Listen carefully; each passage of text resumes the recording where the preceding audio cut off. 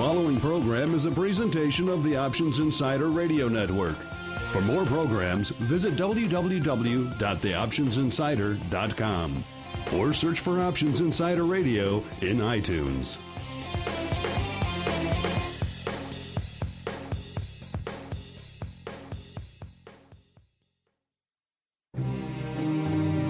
It is a dangerous world out there.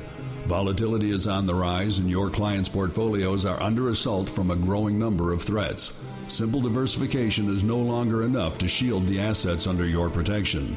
Registered investment advisors, financial planners, and asset managers need a new weapon in their war on risk. Welcome to the Advisor's Option, the program designed to arm busy advisors with the information necessary to properly manage risk in this volatile environment. From options education, trading strategies and tips, to industry news and interviews with leading advisors, you'll find it all on the Advisor's Option. The Advisor's Option is brought to you by the Options Industry Council. The OIC was created to educate investors and their financial advisors about the benefits and risks of exchange-traded equity options. For more information on how the OIC can help you implement options in your practice, please visit optionseducation.org. The Advisor's Option is also brought to you by Swan Wealth Advisors. Since 1997, Swan has been the leader in hedged equity and option income strategies with GIPS verified results. Swan provides unique and valuable solutions to the inherent weaknesses of asset allocation, offering defined risk strategies that allow upside participation while also protecting advisors and investors against market risk. For more information about our advisor program for separately managed accounts, the Swan Defined Risk Mutual Fund, or our proprietary option overlay strategies, please contact Randy Swan at swanwealthadvisors.com. Think outside the style box. Think Swan when deciding on risk management solutions to market risk. And now, it's time to arm yourself with the latest weapons in the war on risk. It's time for the Advisor's Option.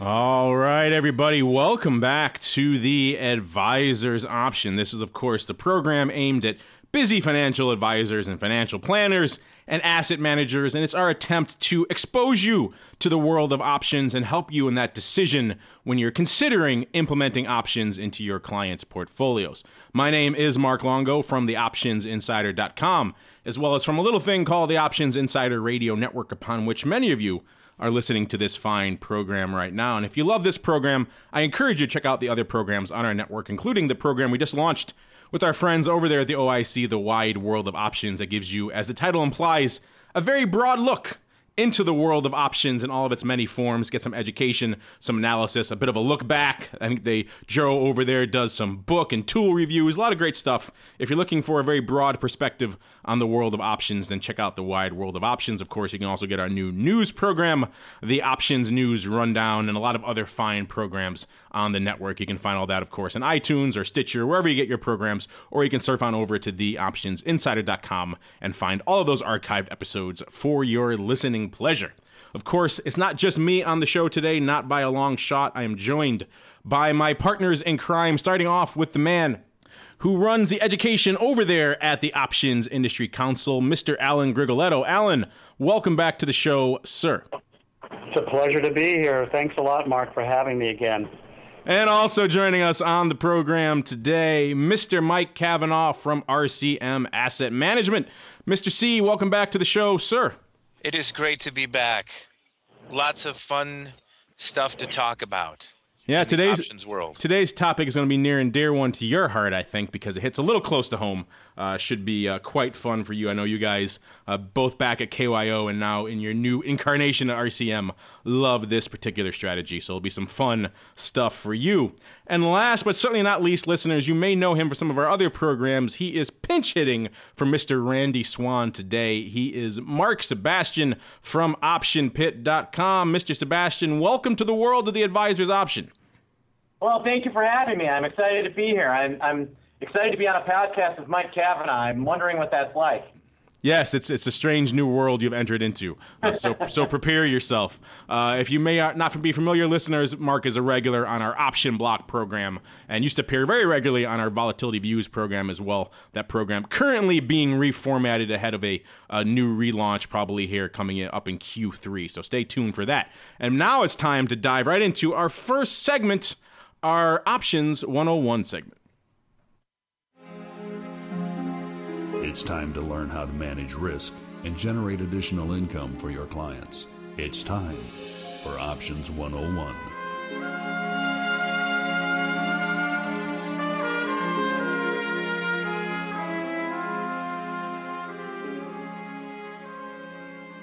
All right, everybody, those somewhat sad horns mean that it is time once again for our Options 101 segment. This is, of course, where we break down some basic options concepts that we think will be useful for you, the busy financial advisor, when you're considering adding options to your client portfolios. Now, if you've listened to any of our other episodes in the past, we've broken down a number of different strategies, including a couple of different ones like the short put as a strategy for legging into a long equity position as an alternative to working a simple limit order in a stock. And of course, we've hit on the covered call. Two very interesting positions for the advisor. The covered call, of course, being probably the staple go-to position for most financial advisors and asset managers out there looking to generate some income from their equity trades. But of course, the covered call is not really your only source for income. It's the first thought that a lot of advisors have, but actually there is a step that can be inserted before you even get to the covered call, and it's going to combine two of the strategies we discussed in the past. Like I said, the short put and the covered call, we're going to combine them all into one, I suppose you can call it sequential style of trade, and it has a number of different names. I know Mr. Kavanaugh, I think you've mentioned on this show before, and you have given it the axiom that I like to use now as well, the wheel of fun. This is probably your favorite go-to trade, right, sir? The wheel of fun, yes. We have several different names for it, but that one has always resonated with me. It's my favorite. The wheel of fun. I believe you also refer to it as the triple income strategy in some of your brochures. Triple income is what we actually put on the tear sheet. That's correct. But wheel of fun just resonates so much more. It sounds like that some kind of medieval game where spin the wheel and see where it lands. But it's better known in these parts as the triple income strategy. The three streams of income being, we start with a mold of clay in an account, which is just the cash that people wire into the account, their investment account.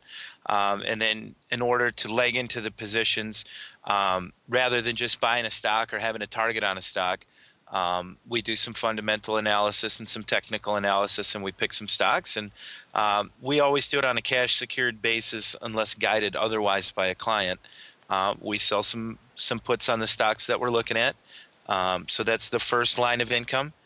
If the stock expires above the strike that we picked at the expiration date, we just do it again, and it's just as fun without going through the wheel. If you sell the puts, you collect the premium, and there's no assignment. That's fun, but that's not the whole wheel. So or triple income. The second stream is if we strategically sell the puts prior to the ex-dividend date. So if we do get assigned, we're looking at collecting a dividend for the stock that we are assigned. And then as we hold the stock, we've sold the put, income stream number one. Now we're getting the dividend, income stream number two, and then we'll come in and we'll sell the call. Usually we'll stay close to the money because the idea is we want to get called away again to get back to cash so we can start the process all over. So those are the three income streams, or you can see the circle of life, the wheel of fun that happens with a simple derivative strategy that's not that difficult to understand. Yeah, that's one of the best things about this strategy, particularly for this audience, the advisor audience. It's not complicated. It doesn't take a lot of option sophistication to really wrap your head around it. Essentially, you as the advisor or asset manager will identify your underlying of choice, probably some equity or index you're looking at. And once you've identified that, you've done the first part of your homework. You found the name you want. Now you want to start generating some income on that underlying. So you start looking at some different levels you want to get in. And in the past, before you listen to a show like this, you probably would have just worked a limit buy order in the stock, and that would have been it. But now you've learned through listening to a show like this the value you can get from using a short put as an alternative. As Mike just demonstrated, of course, if you write that short put at a strike you're comfortable owning the stock with, and that's probably a caveat I should throw out there up front. There's a lot of different reasons to write puts and to write calls and to generate income, but for the purposes of this show, for most of the examples we're going to discuss here, and for the advisor audience in general, we typically recommend that your first step in risk management here is to be on an underlying that you're comfortable with, an underlying and a price that you're comfortable owning that underlying with when you're writing that puts. If you had done that homework and you've identified that level, then it makes it easier if you are assigned because you're prepared for it and you know what to do from that point on. If you're just writing puts willy-nilly on a variety of underlyings because you're trying to collect some income, that's a different story, and that's perhaps for a different show. But for this show here, we're talking about financial advisors and their clients. You should definitely be sticking to underlyings that you're very well versed in and at price levels and strike price levels that you're comfortable owning the underlying in. So let's say you identify that. Let's walk through a quick example here. Everyone's favorite name, I've made and lost millions, I'm sure all of you have as well, in good old XYZ. Let's say XYZ is trading $50. So you look at it and say, I want to get in around a 45. You look at the 45 put is trading for $1. You sell that put. That gives you, if the stock drops, an effective buying price of $44. Let's say the stock drops to, in our little example here, 1 penny below the 45 strike, $44.99. And that's important for a couple of reasons. First off, it's good to remember that those exercise thresholds, those automatic exercise thresholds, have been tightened in recent years. It used to be a nickel, now it's even tighter. So if you're an advisor and you have a position that goes even a penny in the money, it will be automatically exercised. So it's worth keeping that in mind, which is why we threw that into this example. But let's say it drops to a penny below the 45 strike. You're now getting that stock, and you're also, for this purpose of this example, collecting that stock, essentially pocketing that dollar credit. So it's a nice little thing. But now what? Now you have this stock, you pocketed that dollar, you're pretty happy. You could, of course, sell it out, keep that dollar profit. But let's say you want to keep this wheel going, this wheel of fun, this triple income strategy, as Mike alluded to. What's the next leg? Well, now, of course, we're talking about the more traditional side of the income trade, the one a lot of advisors are familiar with. This is the covered call. But again, as Mike alluded to, a little bit different approach. Of course, you can set it up however you like. You identify a strike you're comfortable getting out at. You could write the call there. You probably, for this type of trade, since you're looking at generating income, you probably want to keep it closer to the at the money, generate a little bit more premium, increase your chances of being called out so that you can, of course, generate a new trade out of this strategy. So let's say in this strategy now, you turn around yet again and write that 50 strike where the stock was trading before. And let's say in this example, you can sell that for $1 as well. Now, in this proverbial example, the stock rallies back to 50.01. You're automatically exercised. Now you collect the stock plus that dollar premium. So you've made $2 in income on this trade already, plus the $5 in stock appreciation. So you made a nice $7 return on this little quick and easy triple income / wheel of funds trade. So you can easily see how simple the strategy is and how useful it can be in a variety of scenarios, particularly in these environments where it's getting more difficult to find reliable sources of income and reliable sources of returns, that this may be an interesting strategy for you. Now, Mr. Sebastian, you're filling in on the Swan hot seat today. But it's actually good timing for you because I happen to know my little birdies told me you recently did a webinar all about these types of trades and the wheel trades in general. So give our listeners your take on the wheel trade, why you like it, and when you like to implement these. Well, what I like about the wheel trade is you can really trade it in multiple ways. You can take a more passive approach and do monthlies and do kind of the slow burn trade. Or if you're an investment advisor that wants to really dig in and produce a lot of income, you can trade this as a weekly, as a semi-weekly, and it really is great for forcing entries and exits. One of the problems I think a lot, not just retail customers, but advisors have is how do I get my clients out of positions that they're married to, that they bought, that they're in, and the wheel trade is an excellent way of keeping clients out of that married to a stock type of problem that I think a lot of advisors run into. Of course, you're right, but then that probably opens up another one. A lot of advisors don't understand it, and their clients don't either, that sometimes being called away is a good thing. Being called away is a great thing. If you're called away, if you're executing a wheel and you're called away, you should be happy because you just produced income and took money off the table in one fell swoop. That's what I call a win-win. And so I love this strategy for clients because, just the forced entry, the forced exit, and the flexibility of the strategy, weekly, monthly, yearly. There are so many ways to structure this, and the more option products they come up with, the better. You can even do this in mini options now. Yeah, they really have really increased the arsenal and different ways you can construct these. The addition of the weeklies probably being the biggest. That's given you so many different choices and options, pun intended, for the ways you can structure these wheels, that it really is this type of trader's dream environment right now, at least from a product choice perspective.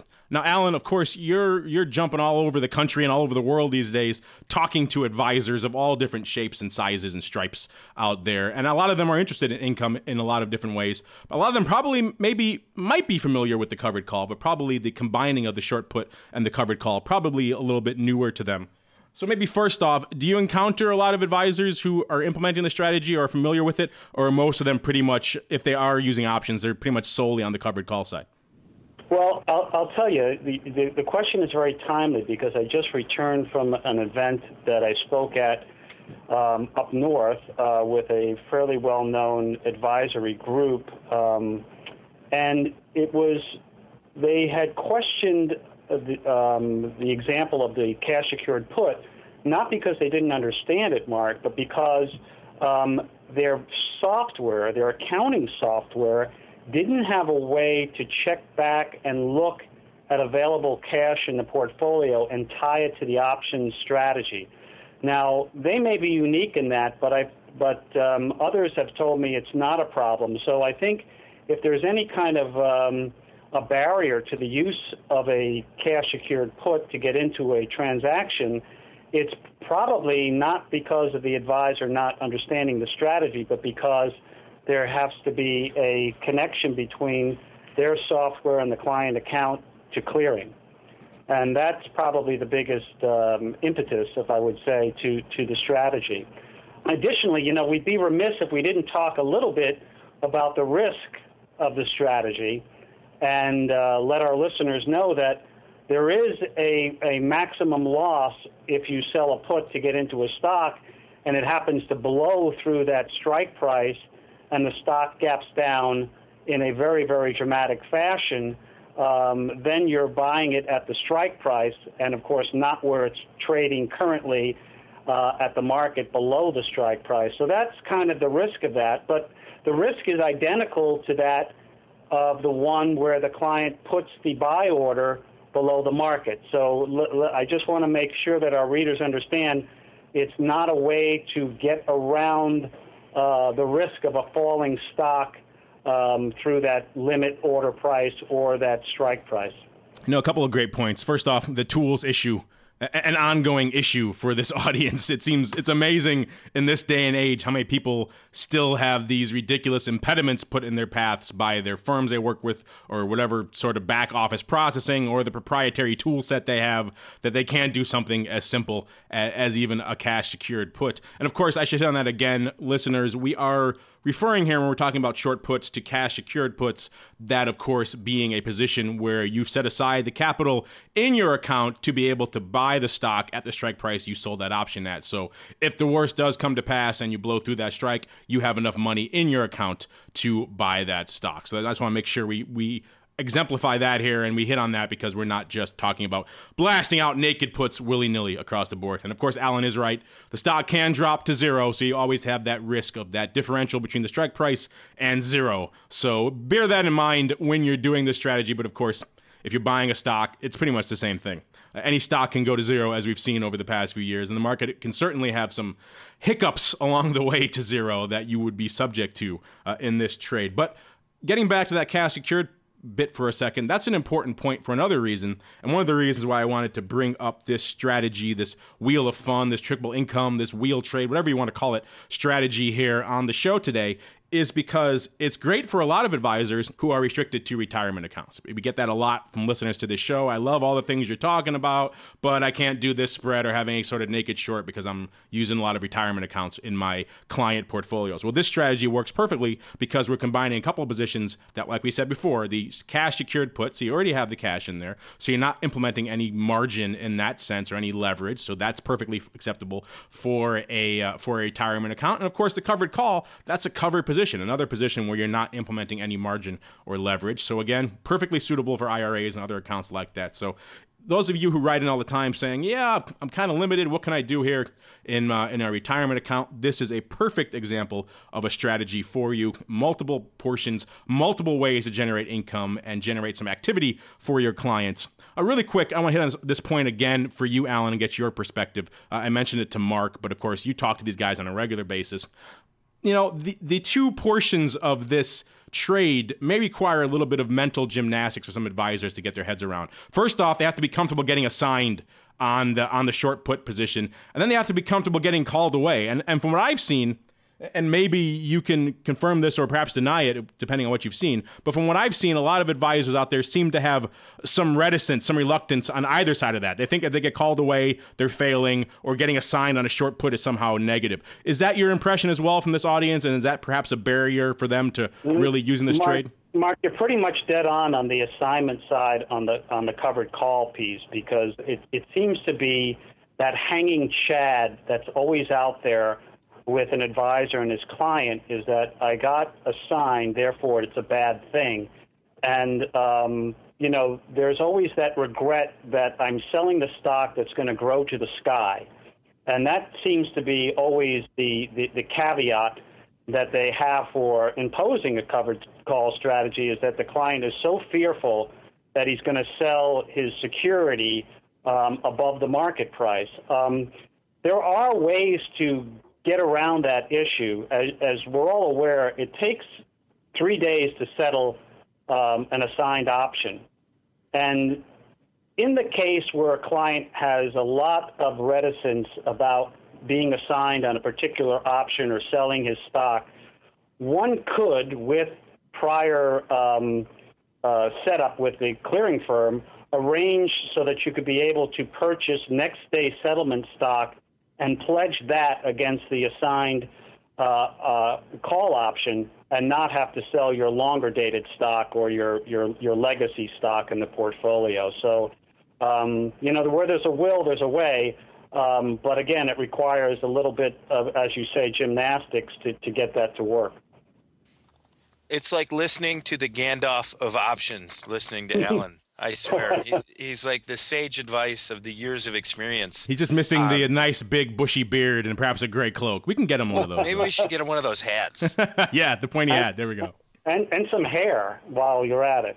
Maybe we get one of those hats with the hair in it, Kill two birds. The other thing that I want to just to add in here is that, we're at the OIC, we're having a lot of breakthrough success stories with advisors using options, and probably not surprisingly to you guys and maybe the listeners, is that a lot of the advisors will do a stick-the-toe-in kind of way to broach the subject with options, and they'll recommend that their clients consider the option strategy within those qualified accounts, within a IRA or a Roth IRA account. And in that manner, of course, the tax consequences are either deferred in the case of the IRA, or in the case of the Roth IRA, they're really tax advantaged, because in a qualified plan, of course, those gains add up without having to pay taxes on them. Yeah, and a great segue to the 2 points I was going to make, one being the taxes. Even in the non-qualified account, if you're sitting in cash because you don't like, what the bond market has to offer, or you don't want to take the risk in the equity markets, taxes are taxes are taxed. Taxes are taxed now too. Breaking news. Options profits are taxed on a short-term basis, so a lot of people are like, I don't want to pay the government, but you still have a better chance of making a little bit more money than sitting in cash and paying the short-term taxes. But to Alan's point, yes, absolutely. In a Roth or in an IRA in a qualified plan, that's not an issue. So if it's income you're seeking in a qualified account, the taxes aren't an issue. The other thing I always point out to people is don't get tempted by the evil leverage that exists with this strategy. I mean, you could start noticing when you go to put in an order that you're actually afforded the ability to put on more than just the cash secured put, and that's really where people get greedy, or they're not really looking at the direct sliding scale of risk and reward. I mean, the more risk you're taking on with leverage, the more you have a tendency to lose. And it's just as easy to lose as it is to make, and sometimes it's easier to lose than it is to make it. So don't get tempted by the evil lurking leverage that does exist with this strategy. If you stick to the cash secured, and it's truly an alternative to helping your clients that are seeking a different form of income, I think this is a tremendously timely tool to use in your clients' portfolios. I mean, I was reading an article the other day. For the first time since 1994, Vanguard had a net outflow in assets. They had $9.7 billion in the month of June come out of their bond portfolios, and only $9.6 billion went back into their equity strategies, their equity funds, the index funds. So it doesn't seem like a lot, $100 million, but to have $9.7 billion flow out of treasuries, you can kind of get a bead on what the public investment, the investor's mind is thinking, and to have another quiver, arrow in the quiver, so to speak, to understand how to manage a strategy like this to achieve an income without going into an outright buy and hold where you're collecting dividends on a blue chip stock, I think is a very powerful and timely strategy. Well said. All right, listeners, and for more information, of course, on this triple income / wheel of fun / wheel trade, you can, of course, surf on over to theoptionsinsider.com or visit our friends at optionseducation.org. The folks over at the OIC have a lot of great educational tools for you advisors out there. I encourage you to check them out. But now we're going to keep on rolling right on into one of my favorite segments, our listener mail segment. Listener mail. Listeners write in. All right, and welcome to the listener mail segment. This is, of course, the portion of the show where you, the listener, get your chance to chime in and join the program. And we've got some great questions from all over the place today, and from all types, all walks of life. That's why I like this show. A lot of advisors write in and financial planners, but also, a lot of you other listeners out there who may be looking for an advisor or are unhappy with the advisor you have. So a lot of great array of questions coming in. The first one comes in here from Walter T. out of Tampa, Florida. This is a variation on a question we receive very often here on the show, and in fact, it's kind of timely given what we just talked about. Walter asks, why are retirement accounts restricted to only buying options and writing covered positions? Well, Mr. Walter, and listeners, of course, you remember we hit on this a little bit in the last segment, but we mentioned essentially, in a nutshell, if you're going to use options in any sort of retirement account, you really can't get into the whole leverage / margin aspect of options. And that's really what a lot of people get into options for. So they say, wow, I don't want to use them. But in a retirement account, you're perfectly okay using the strategies we just talked about. Covered calls, cash secured puts, anything that doesn't require you to go into margin to buy the position or to sell it, you should be all set. So that's why for a lot of the positions we use on the show, a lot of the strategies, we tend to stick to things that you guys can use in a lot of your retirement accounts, because we know so many of our listeners out there are restricted to those. So in a nutshell, Walter, you can't use margin in those accounts, and that prohibits a lot of strategies with, say, naked short legs and things like that we would talk about in maybe some of our other shows. But for here, yes, unfortunately, and why that is, they've been restrictions on retirement accounts for ages. They want to limit the risk you can take in those types of strategies. The fact that they even let you use options at all in a retirement account is a big win, I think, for a lot of people's points of views from the options space. So we're getting there a little bit at a time and educating people. But for now, it's no margin, no naked short legs, anything like that. It's pretty much covered positions. So long as you're okay with that, and as we outlined in the last segment, people forget about, they think about the appreciation aspect of something for a Roth IRA and getting that tax free. But if you keep generating income, if you're using this strategy time and again, in your Roth IRA, and all of that income you're collecting is also now tax-free. That's a huge, huge benefit that people tend to just overlook. So they kind of write off options in a retirement account, like, oh, I can't use all my strategies. But you can use a lot of very effective tools in your retirement account, and you get a lot extra bang for your buck in your retirement account with those tax advantages that a lot of people tend to forget about. So definitely a great question, Walter. And for all of you out there who have some variation of that question, I hope we've answered it here for you today. Next up, this is a great one for you, Mr. Kavanaugh, because I know you guys just dove into this realm. This is the question from NorthForkSpur. I'm guessing he's maybe an oil guy or some sort of commodity guy. And he writes, what do the hosts think of advisors using futures options for exposure to non-correlated assets like commodities? Is this the right path? Should most stick with ETF options instead? And I'm going to toss this one over to you, Mr. Kavanaugh, because you guys over at RCM just got the ball rolling with a new futures options class, so I'm guessing you guys really are gung-ho on futures options right now.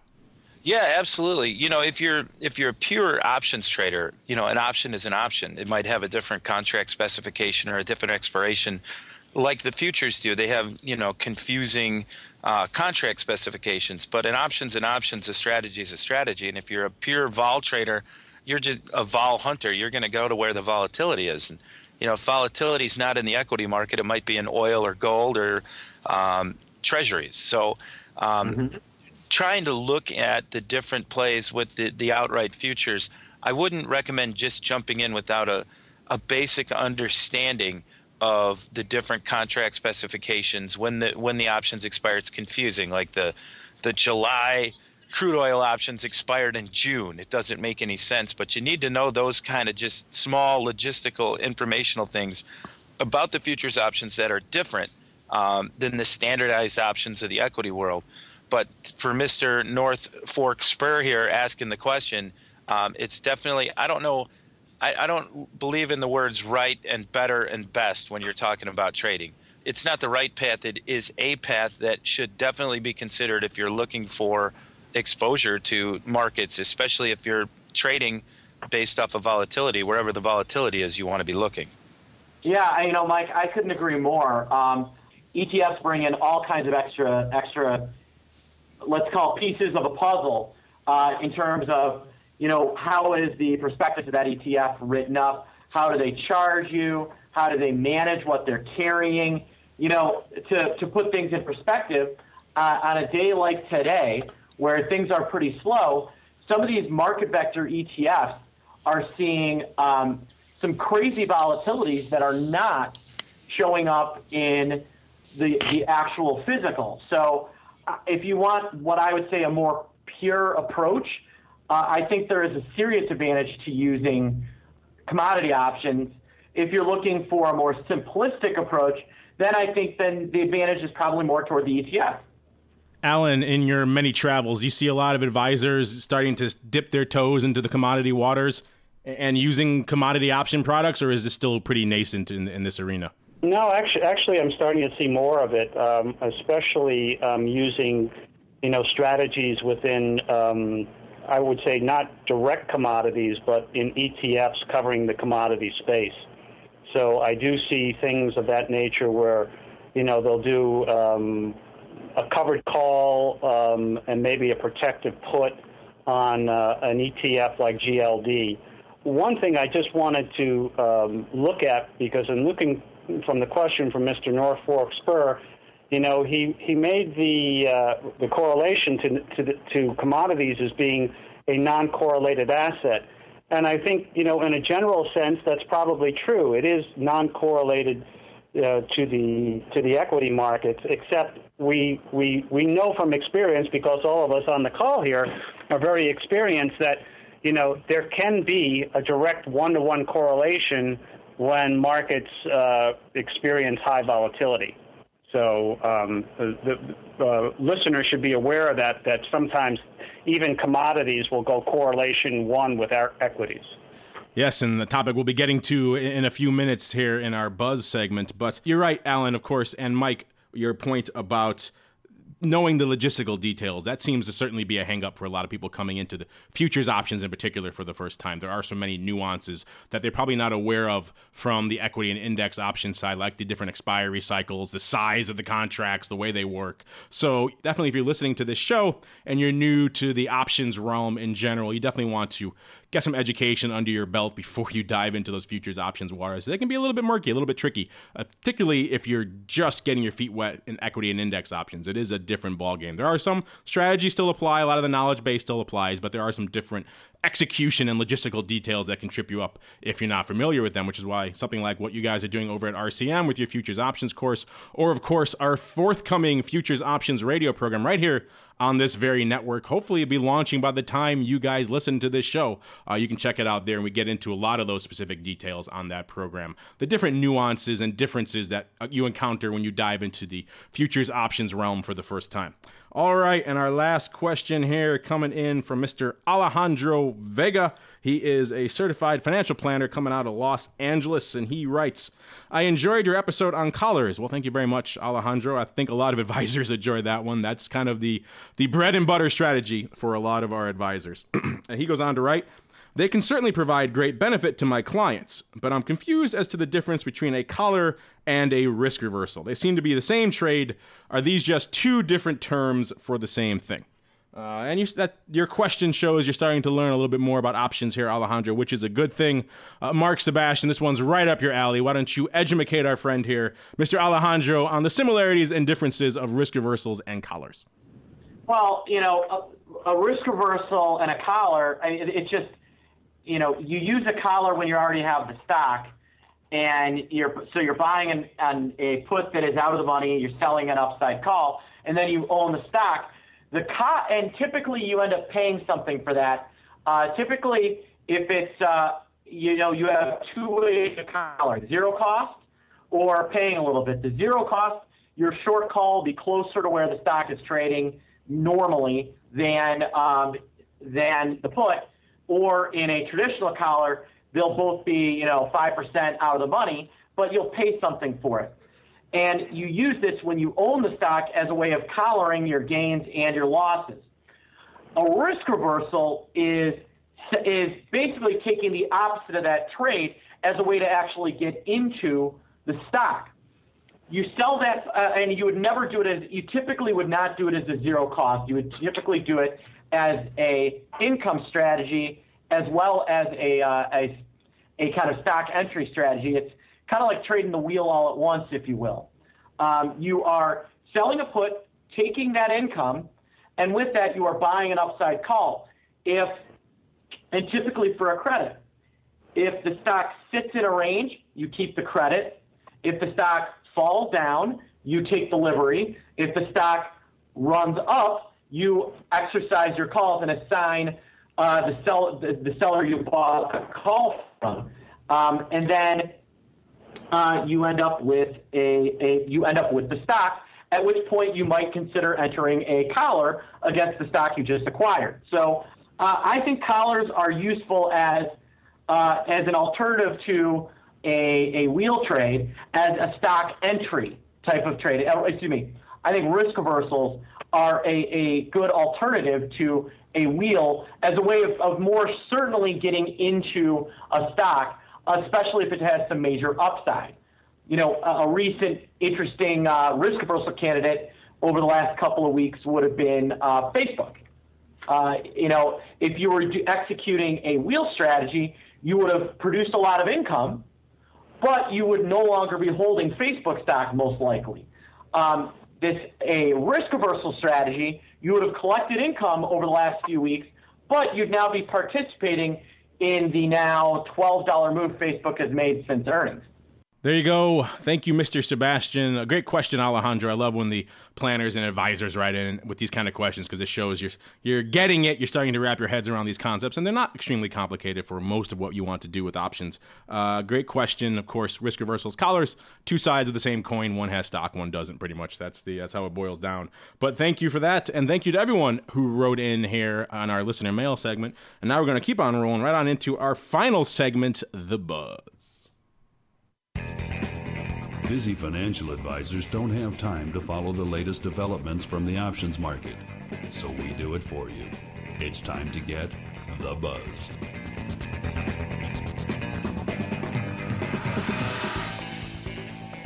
All right, and welcome to our final segment of The Buzz. This is, of course, where we fill you in on some interesting developments that may be interesting for you, the advisor, looking to add options in your portfolio, maybe arm you with some information you could use to help get options inserted into your portfolios, convince your clients, show them the value of these products, et cetera, et cetera.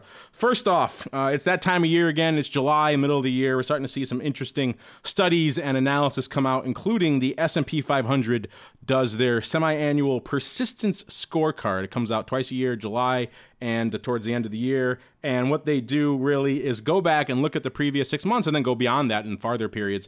And they compare the top managers and fund managers in the S&P 500 realm. And, you hear this metric a lot, that a lot of fund managers don't manage to beat the market. This is a good scorecard on that. And what's particularly interesting about it is that it measures persistence over time. So that if an advisor was in the top percentile one year and then he dropped off the next year, he's not going to rank highly in this study. They're looking for people who consistently beat the market time and again. And of course, if you're an advisor, you want to do that. And if you're a client looking for an advisor, you certainly want someone who can deliver that kind of performance for you. So I highlighted a few segments. If you want to find this for yourself, listeners, I encourage you to search for S&P 500 Persistence Scorecard. But we'll just look at a couple salient points here really quickly, then I'll toss it to you guys for some comment. But one of my favorite parts of this was towards the end, the summary was looking at longer-term performance. Only 2.4% of large-cap funds, 3.2% of mid-cap funds, and 4.65% of small-cap funds maintained a top half performance over 5 consecutive 12-month periods. So over 5 years, really only a fractional percentage of these funds even managed to stay in that top half. Pretty much an infinitesimal amount. In fact, my favorite line from this came near the end where they say, essentially, random chance should have dictated that about 6.25% of the funds should have been able to stay persistent through the 5-year period. So these people even performed random chance.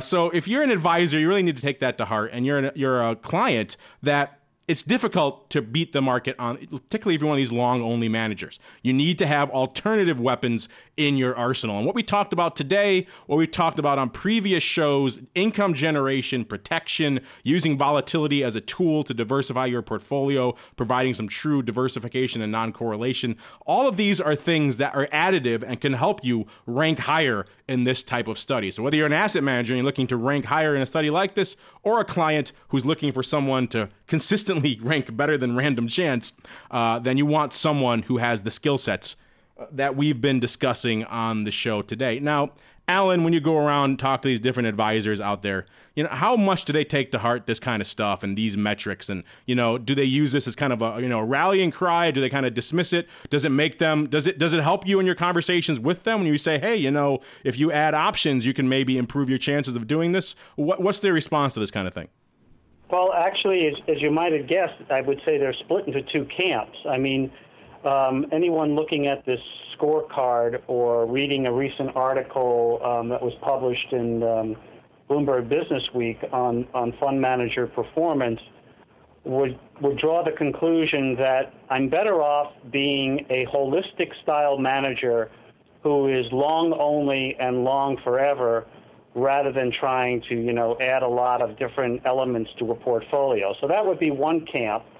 The other camp would probably say, I'm paying too much in fees, and therefore I need to reduce my allocation to things that ramp up my fees, and look for methodologies or things that I can do that can generate income without the high cost of gaining alpha.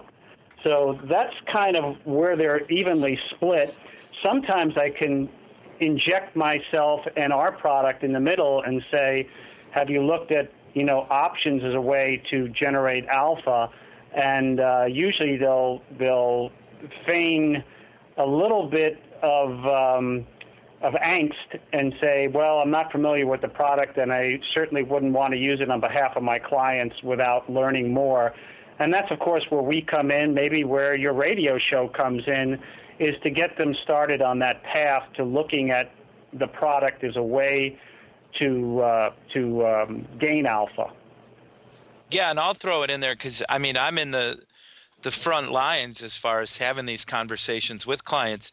I was in a meeting last Friday where we manage a few 401ks for people in their retirements, and the person that leads the office, the administrator of the pension plan, said, "Why aren't we outperforming the S&P 500?" I don't advise anyone, and I don't know any advisors out there that are professionals that say, all right, we're going to put your entire retirement account in the S&P 500, and then we're going to trade around it to basically try to outperform. You have to go into the explanation that you're in a balanced retirement position. If you're benchmarking everything to the S&P 500, and you're a financial advisor, you got the chips stacked against you because you're typically not in a full-blown long-only strategy where you're just in the S&P 500. And it's an important point. I always educate. You got to make sure your clients understand why they're in what they're in for their retirement accounts. So we take the stance that, hey, whether you're a 50-50 allocation in between a fixed income strategy and equity strategy for the long term, the short-term alpha, the implementation of different strategies, whether it incorporates options or not, should be based on some type of short-term thesis or premise that you see something in the market that you can go after a chunk of alpha that's not anything to do with the S&P 500 or anything to do with what you should be investing in your retirement account. Earlier we had talked about, seeking income yield and, this big outflow of money from treasuries into equities or into cash. Your advisor should be thinking about strategies to address that over the next 3 to 7 years while your retirement accounts remain not in like a target date, but some sort of blended asset allocation that is geared towards the long term, a lower fee, balanced portfolio.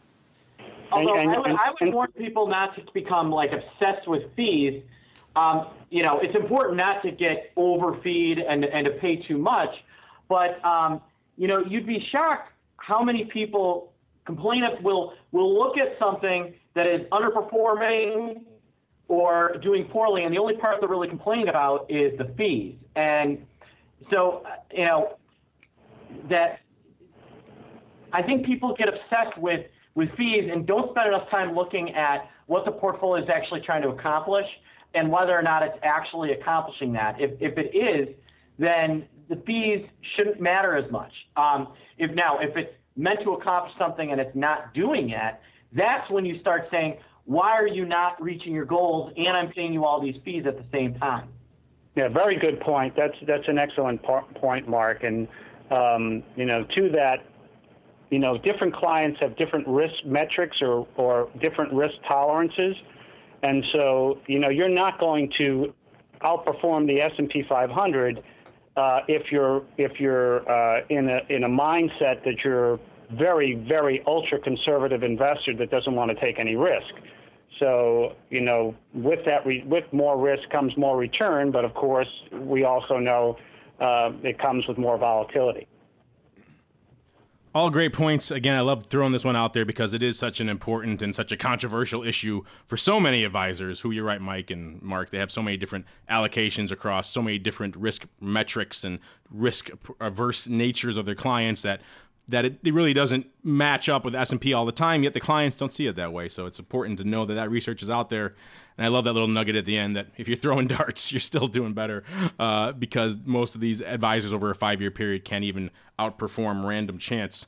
Now, let's move on to another issue we've hit upon in previous episodes, and Alan touched on it in the first segment today. This is this topic of cross-asset correlation. Now, one of our listeners wrote in saying he was looking to commodities for some non-correlated exposure, but that is becoming more difficult to find. There's a volume of evidence out there across the board. The particular article I'm looking at today comes from a site called optionapps.com, but there's a number of different studies out there. I think if you just search for cross-asset correlation, listeners, you'll find a lot of this. And this particular study I'm looking at right now really shows that the correlations have been negative for a while. Now they're really starting to retrace back into positive territory, and it's really getting across the board now. I'm looking at charts here for the dollar versus the S&P 500 getting back into positive correlation territory. Bonds versus S&P 500 long-term Treasury index getting into positive correlation territory. Across the board, all these areas where all these commodities that you typically would look for your diversification, your non-correlation to your traditional equity portfolio, are starting to get back into that positive territory. In particular, some of the deeply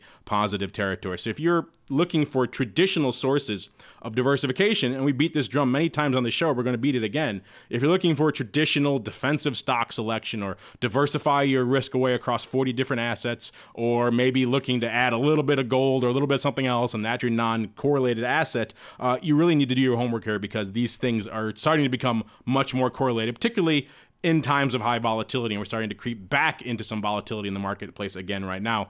And the message here for the advisors out there, and perhaps for your clients who are reticent when you discuss options with them, is that the only true way to get these sort of non-correlated diversified returns and protection and have some sort of non-correlated asset in your portfolio is through options. These are a protective put is going to move the inverse of your underlying, no matter what your underlying is. And so if you're looking for this type of protection, if you're looking to diversify your risk, if you're looking to add some volatility component to your portfolio, which is truly at the end of the day the only real negatively correlated asset class out there, options are pretty much the only way to do that right now. So if you're chasing this elusive goal of diversifying through more and more asset classes and more asset classes, you're still chasing a fool's errand at the end of the day, because this cross-asset correlation is just growing across the board. So if you have listened to all these shows and you still haven't jumped on the options bandwagon, or perhaps your clients haven't, maybe this will push them and you in the right direction. If you really want to be able to maintain those consistent returns and diversify away your risk, remember that's an important thing. Diversifying away, reducing your risk. Options are perhaps the best way to do that. All right, and that is going to do it for the Buzz segment. That's also going to do it for this episode of the Advisor's Option. I love doing this show. I wish we can get it out more frequently. And don't worry, listeners, all of you who are writing in saying we want more Advisor's Option. We want more Advisor's Option.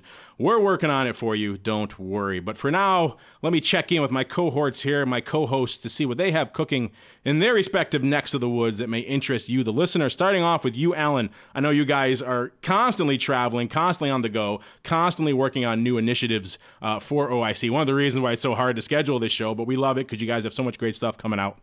Give our listeners a little tease of what's coming up over there at optionseducation.org, particularly for the advisors. Oh my goodness, we've got so many things that are going on. It's hard to just even list a handful of things.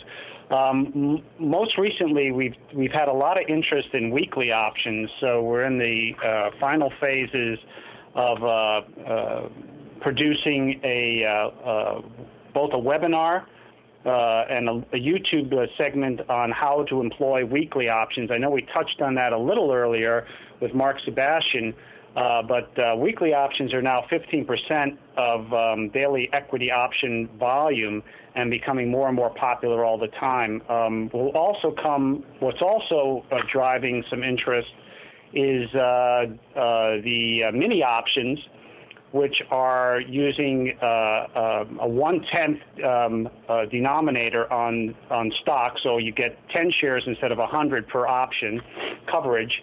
And those are something that we are very, very bullish on. We think that we're gonna see a lot of adopters to that product, because, quite frankly, to own a full share of Apple Computer, 100 shares of Apple Computer or Google or high-price security is something that most people would find very expensive, but chances are they own fractional shares. So we've got a bunch of different things coming up. I'd say the best thing to do, Mark, is to go to our website, optionseducation.org, and we have a full listing of everything that's coming down the pike in terms of education.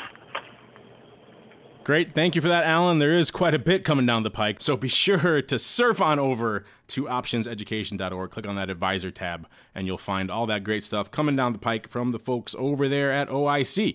And next up, Mr. Kavanaugh, what do you guys have cooking over there in the land of RCM that may interest the advisors lurking in our audience? A couple of things.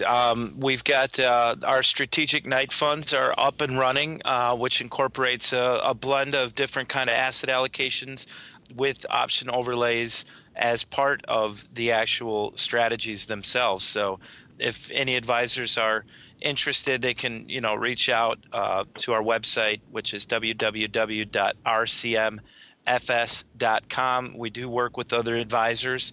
And then on September 24th with the Options Institute, I'll be doing a webinar with our friend Marty Kearney on a topic that might find its way on the advisor's option one day. What do advisors do when their clients have high concentrations in stock positions? So that's something that we've done here even prior to RCM when we were Know Your Options. We've worked with individuals and different advisors in helping their clients manage whether it's a legacy stock, if they have an emotional attachment to it, if they have a low cost basis. How do you hedge a concentrated stock position? So that'll be September 24th. It's a webinar through the Options Institute. So if anyone has any questions about that, they can contact us through the website. All right. Thank you for that, Mr. Kavanaugh. And last but certainly not least, Mr. Sebastian, I know you're holding down the fort today for Randy and the boys over at Swan. What's cooking in the land of Swan that you want to let our listeners know about? Well, lots of great stuff. Myself, I'm actually going to be out in Durango again next week. I'm going to be working closely with Swan Investment Advisors, Andrew as well, and over the next few months, and we're going to be kind of doing some cool stuff within Swan. So we're really excited about this relationship that we're starting. And Randy's going to be speaking at the Triad National Conference September 25th through the 28th. So if you want to meet somebody as good-looking and smart as Randy Swan, then you got to go to the Triad National Conference in Washington, D.C. Good-looking and smart as he is. Yes, thank you for that, Mr. Sebastian. And, of course, if you want to check that out yourself, you can surf on over to swanwealthadvisors.com. And on behalf of Alan and Mike and Mr. Sebastian, and, of course, Randy, who could not be here, and, of course, myself, we want to thank all of you for downloading and streaming and subscribing to this program and making it such a success. And we'll see you next time right here on the Advisor's Option. The Advisor's Option is brought to you by the Options Industry Council. The OIC was created to educate investors and their financial advisors about the benefits and risks of exchange-traded equity options. For more information on how the OIC can help you implement options in your practice, please visit optionseducation.org. The Advisor's Option is also brought to you by Swan Wealth Advisors. Since 1997, Swan has been the leader in hedged equity and option income strategies with GIPS verified results. Swan provides unique and valuable solutions to the inherent weaknesses of asset allocation, offering defined risk strategies that allow upside participation while also protecting advisors and investors against market risk. For more information about our advisor program for separately managed accounts, the Swan Defined Risk Mutual Fund, or our proprietary option overlay strategies, please contact Randy Swan at swanwealthadvisors.com. Think outside the style box. Think Swan when deciding on risk management solutions to market risk.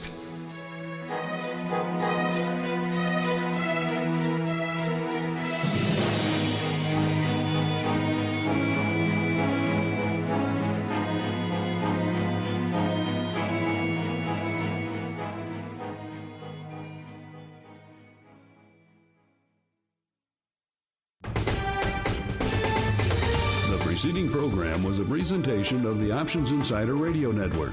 For more programs, visit www.theoptionsinsider.com/radio or search for Options Insider Radio in iTunes.